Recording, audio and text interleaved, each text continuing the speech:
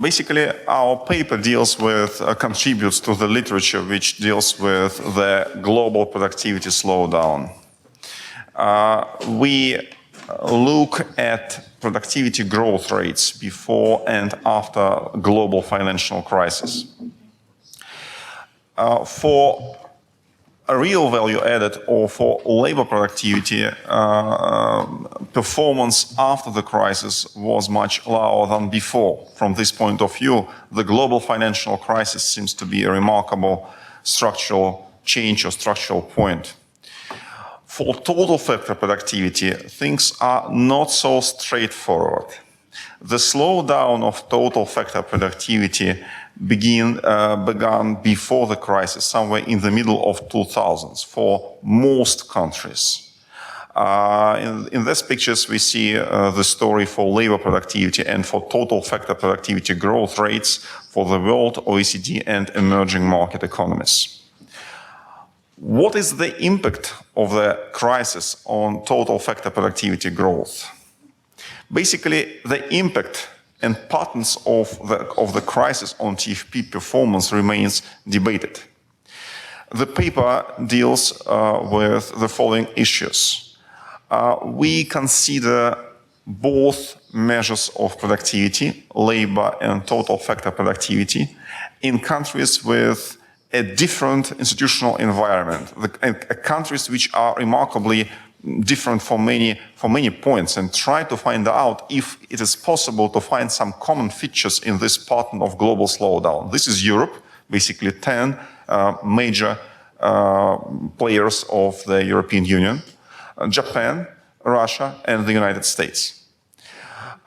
This paper is the extension or the development of the data sets for Europe, EU KLEMS, and for Russia KLEMS. So, what is the impact of the crisis on TFP growth? Main results of this paper show that basically TFP slowdown is based toward low skill intensive industries. Basically, it is more sound in certain industries which are not so demanding to skills. And this is common for all these four big economies.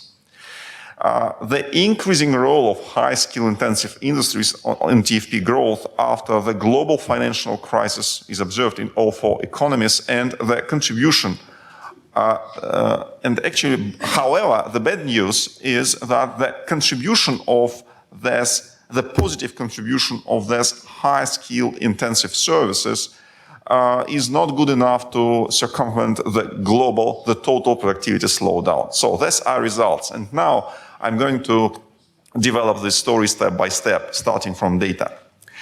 The empirical basis of the project is EU KLEMS and Russia KLEMS databases, to new releases which have not been published yet, and they are very much in progress, but both will appear soon. In terms of EU KLEMS, this is a standard framework of EU KLEMS productivity growth. Its coverage is 40 industries. In general, there are 28 economies, but for the paper we are limited with a small one. And now, also in addition to EU economies, in principle, EU KLEMS project will include Japan, the United States, and we also work on Russia in this context. The updated version of EU KLEMS is expected in autumn. And this is also Russia KLEMS, which is hosted here in Higher School of Economics. Russia is covered starting from 1995 for 34 industries, eight aggregates with the release of now we combine both data sets in the classification of NACE2. Basically, the story which I'm going to discuss now can be found in simple graphs of labor productivity growth. This slide represents the four economies I mentioned, and each economy is split into the total economy effect is split into high skilled intensive industries and low skilled.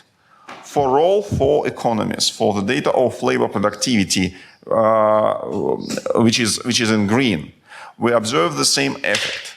First, total slowdown for labor productivity is observed for any of these countries. Second, the slowdown can be found both for high-skilled intensive and low-skilled intensive service sectors. But third, the most important, decline in labor productivity growth is biased to low-skilled intensive industries. However, this might be not the case if we deal with total factor productivity, because labor productivity depends also on capital intensity, labor composition, and some other things. So, if we look at numbers of total factor productivity before and after the global financial crisis, we see that, okay, in terms of TFP, total TFP, in 3 economies or 4, we observe a decline. Delving into this, we represent total factor productivity growth as contributions of industries with high-skilled and low-skilled intensive services with proper weights like shares of GDP. Then this effect can be decomposed into 3 elements. So such a aggregate TFP slowdown can be represented as the outcome of structural change, and this is reflected by the share of value added of high-skilled intensive services. Then the TFP growth rate differential, which represents the difference between growth rates, TFP growth rates in high-skilled and low-skilled intensive services, and growth rates of TFP and low-skilled intensive services. What I'm going to say now is that the role of structural change, or VHS, is negligible and small, and then global productivity slowdown can be represented as just the combination of 2 effects. The differential between high-skilled and low-skilled intensive services and the growth rates of low skills. So this is my first point.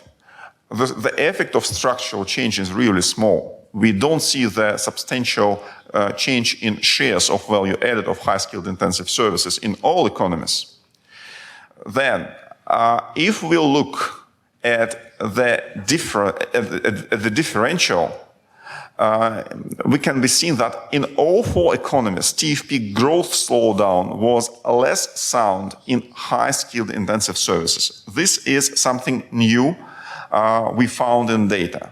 Basically, high-skilled intensive services reacted, the slowdown in TFP in high-skilled intensive services was lower.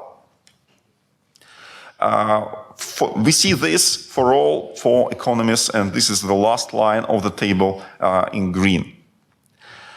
So, what is, now I come back to the beginning. What is the impact of the crisis of TFP growth? The main result is TFP slowdown is based toward low-skilled intensive industries. So, basically TFP slowdown is mostly because of them.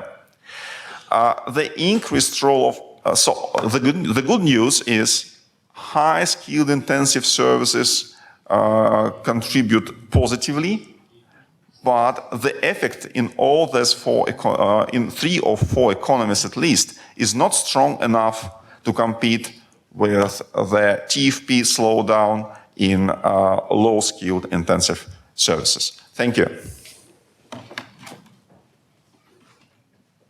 The discussant for this paper is Deb Kusum Das.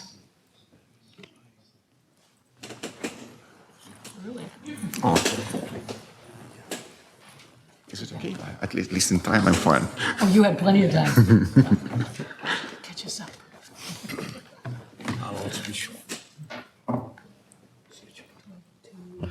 Thanks, Ilya. The paper,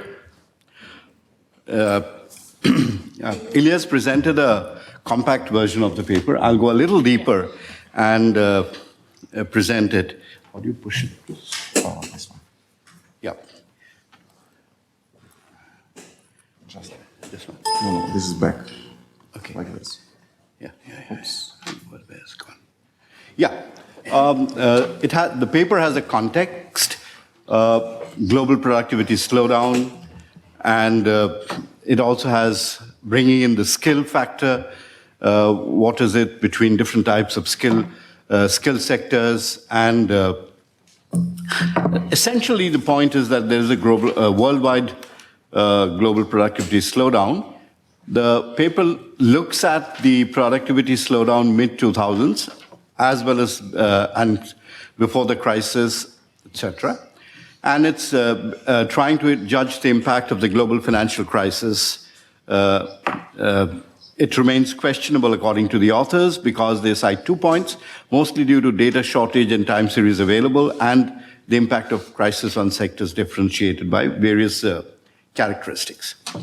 There's, as I said, the novelty of the paper is on looking up the skill component, but in terms of the sector, skill of the workforce, of the impact on labor productivity through the higher capacity of a qualified worker to adapt new technologies. And this has been looked at from low skill, high skill, and there are references to the literature which sort of looks at worsening of skill allocations, etc.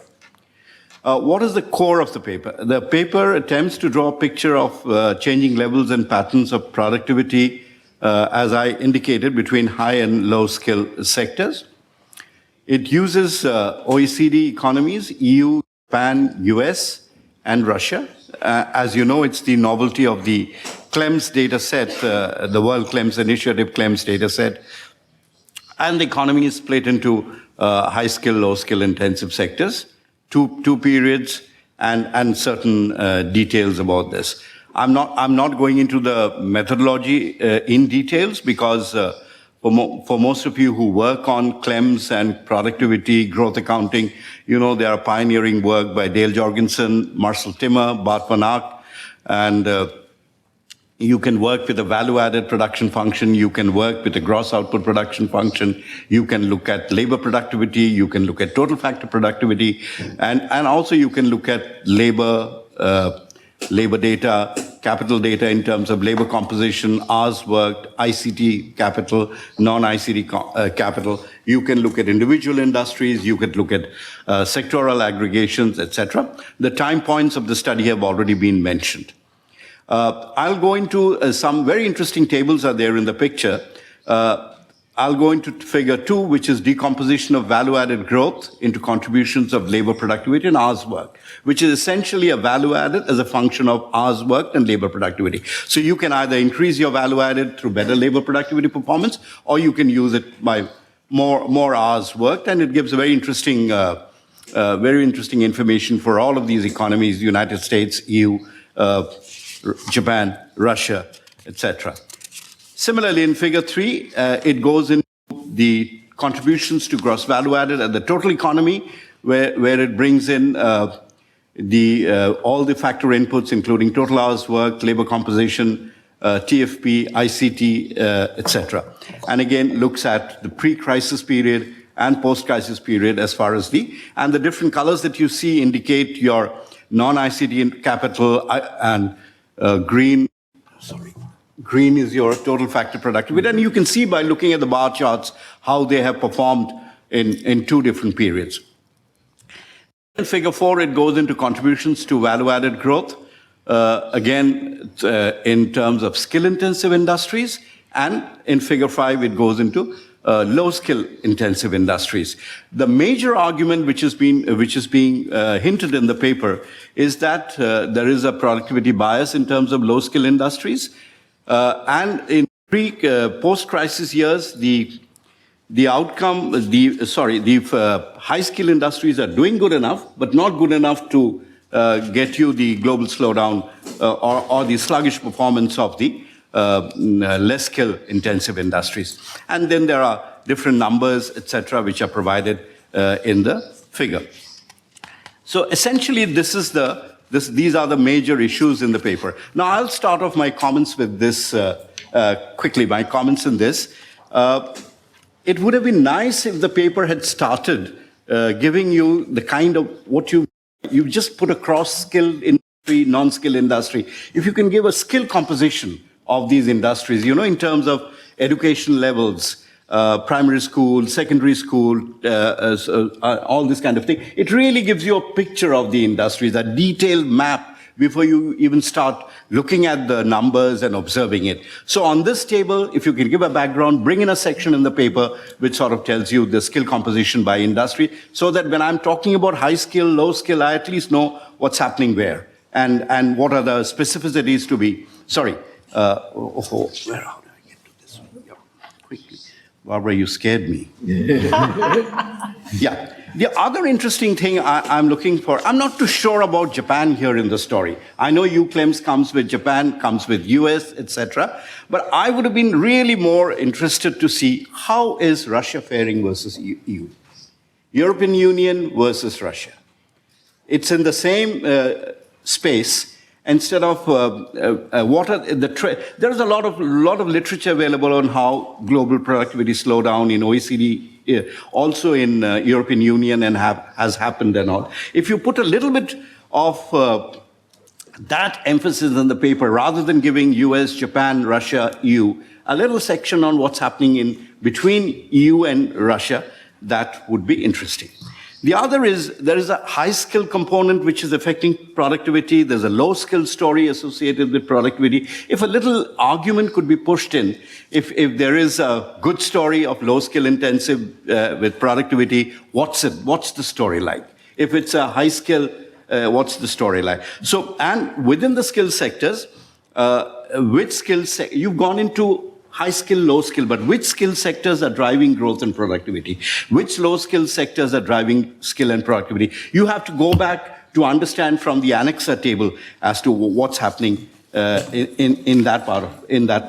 And my final comment would be, because the skill story is mostly related to manufacturing sector, and Russia has a strong presence in the manufacturing sector.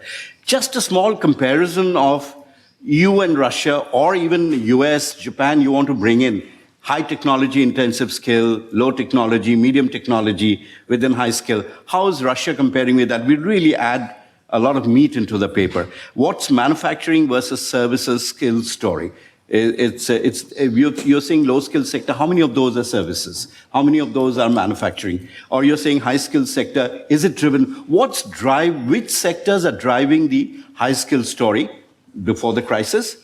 The low skill story before the crisis, and what is driving the high skill performance after the crisis and things like that. We need to go into the little detail to the extent possible about the industry sector, because one of the hallmarks of the KLEMS data set is that it allows you to go beyond the broad sectoral aggregate, and it'll really enrich the paper quality much more if you can really go into a little bit disaggregated. Otherwise, excellent paper, and I happen to know the authors here, that skill TFP in the KLEMS context is a very good novelty of the paper.